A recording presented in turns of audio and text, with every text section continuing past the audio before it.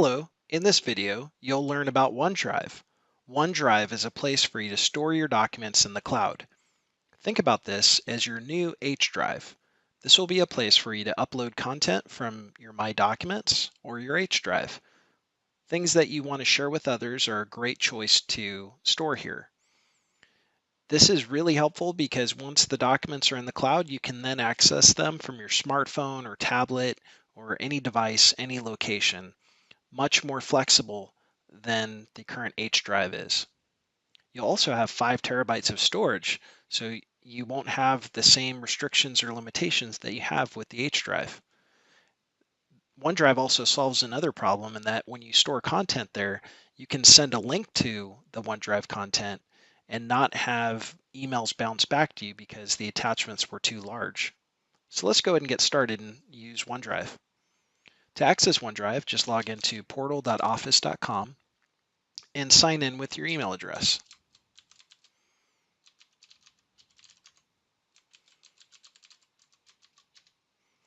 Once you're signed in, you'll click on the OneDrive icon.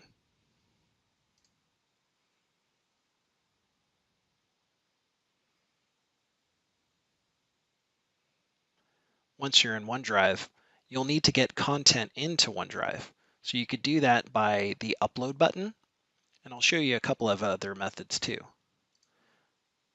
When I choose upload, I can choose content in my desktop folder. So I'll go ahead and choose the test document here. And you can see this file is being uploaded. And the other way to get content up here is if I have a file on my desktop, I can simply drag and drop that file right onto the web browser. That's the second way of getting content into OneDrive. The third way of getting content into OneDrive is by choosing the New button, and I can create new content. We'll cover this in another module called Office Apps. Now that I have my content in OneDrive, I can actually share this content with others. So I'll select the file, I'll choose share, and then I'll type in the email address of the person that I want to share with. In this case, I'll share with another user, and I'll supply a message of what I want to do with them.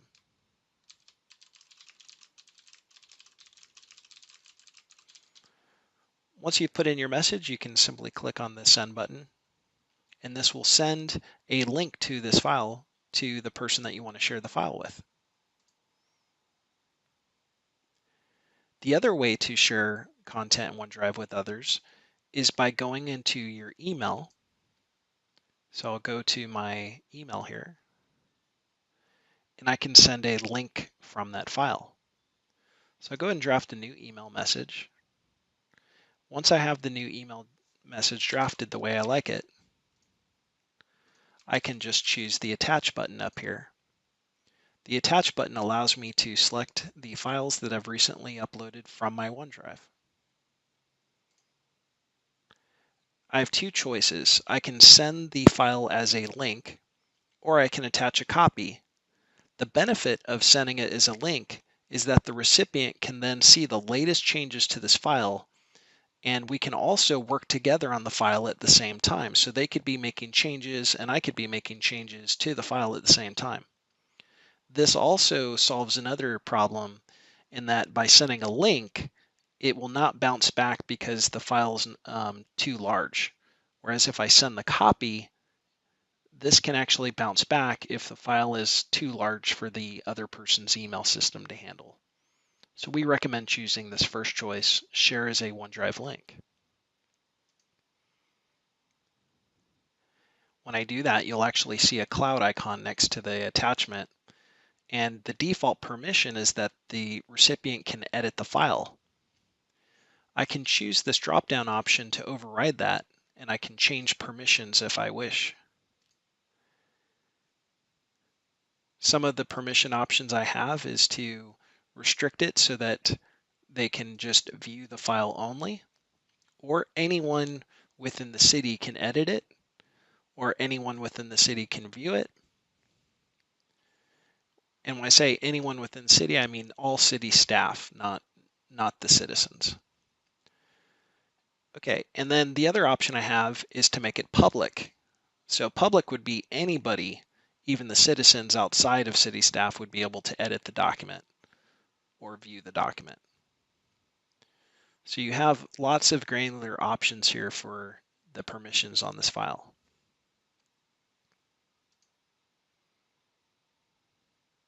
Okay, and then once I'm done, I just click on the send button.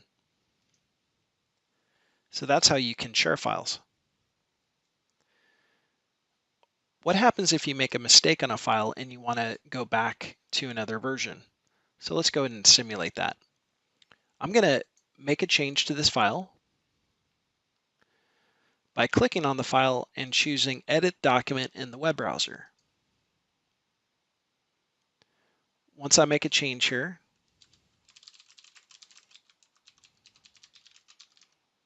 I've just added a second sentence here.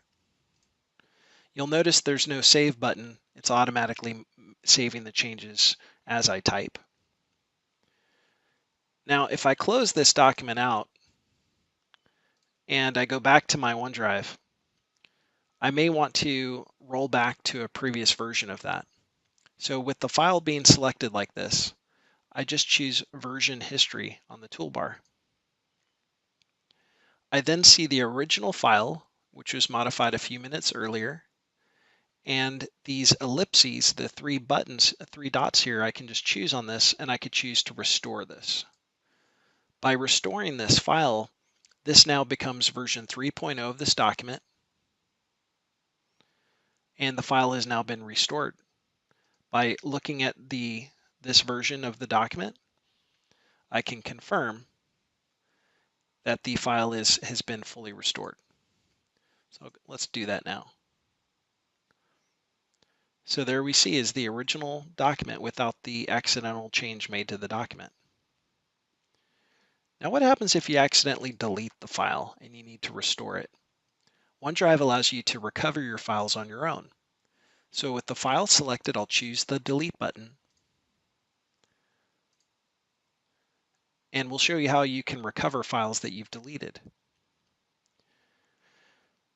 Just simply choose the recycle bin on the left navigation. Find the file and select it, and then choose Restore. Now when we go back to our files, we'll actually see the file that we had restored by clicking on the refresh button on the browser. There's the file that we had just recently deleted, and now it's back. So that was just a brief overview of OneDrive. We showed how to upload files, how to share files with others. We showed the version control feature, and we also showed how to recover files that you may have accidentally deleted. You can also access OneDrive from your mobile or tablet devices. So from a smartphone or tablet, just go to the store and search for OneDrive. OneDrive enables you to access these files from your mobile devices. Another thing you can do is you can create folders. So if you create a new folder here, you can create folders, and any content that you store in these folders can also be shared with others. So instead of sharing out individual files, you can also click Share to share an entire folder as well. That concludes this video on OneDrive for Business. Thank you.